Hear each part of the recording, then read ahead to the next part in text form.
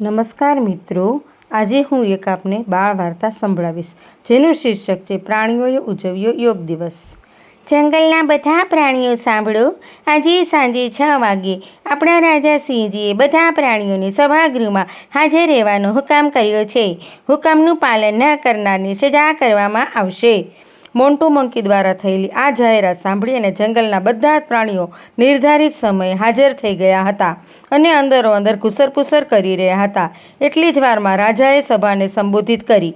મારા આમંત્રણને માન આપી અને તમે બધા અહીં મોટી સંખ્યામાં ઉપસ્થિત રહ્યા છો એ બદલ ધન્યવાદ। વાત જાણે એમ છે કે આપણામાંથી ઘણા પ્રાણીઓ અદોદરા અને ભદ્દા થઈ ગયા છે તો કેટલાક મરવા વાંકે જીવી રહ્યા છે। તમારા બધાના સ્વાસ્થ્યની જવાબદારી જંગલના રાજા તરીકે મારી છે।